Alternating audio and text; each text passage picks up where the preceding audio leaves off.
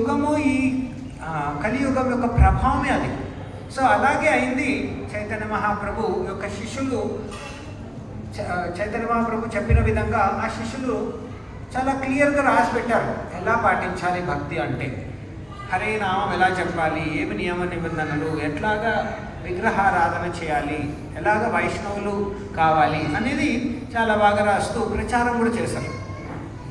అది next generation ఒక 100 ఏళ్ళు 150 ఏళ్ళు మనకు తెలుసు. మన భారతదేశము ఒక 500 సంవత్సరాల కింద 400 సంవత్సరాల కింద మొఘల్స్, ఔరంగజేబు వీళ్ళంతా కొంచెం నాశనం చేయడానికి ప్రయత్నించారు. అప్పుడు కొంచెం అపసంప్రదాయం వచ్చింది. మరి ఒక 200-300 ఇయర్స్ కింద మరి బ్రిటిషర్స్ వచ్చి పాలించడం జరిగింది. సో వివిధ రకాల పాలనలో ఇవన్నీ ఏమో ఉన్నాయి, డిస్టార్ట్ అయిపోతాయి, డీవియేషన్స్ వస్తాయి.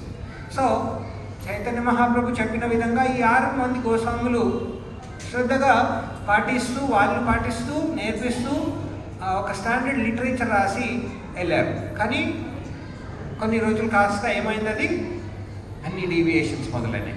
సో చైతన్య మహాప్రభు పుట్టిన స్థలము, కృష్ణుడు బృందావన్ రాధారాణి చేసిన స్థలాలు అన్నీ గుర్తు లేకుండా వెళ్ళిపోయాయి.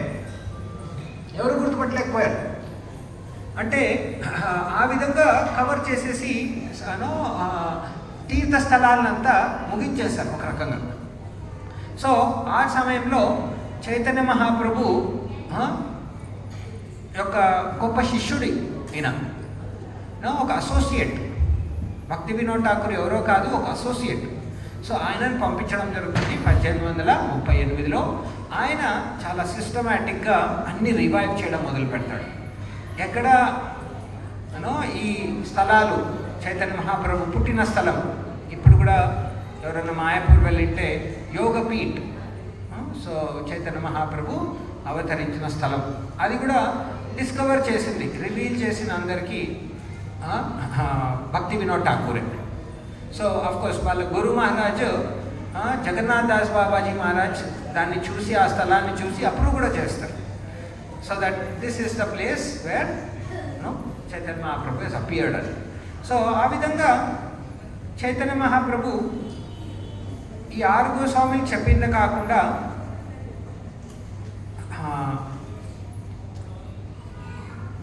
భక్తి వినోద్ ఠాకూర్ని 7వ గోస్వామిగా చూస్తారు.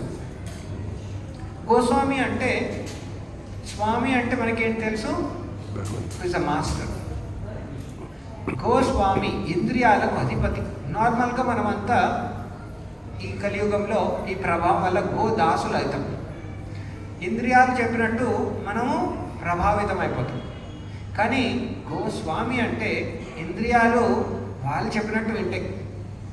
ఆ స్థితికి చేరిన వాళ్ళకి ఈ బిరుదునిస్తారు గోస్వామి అని.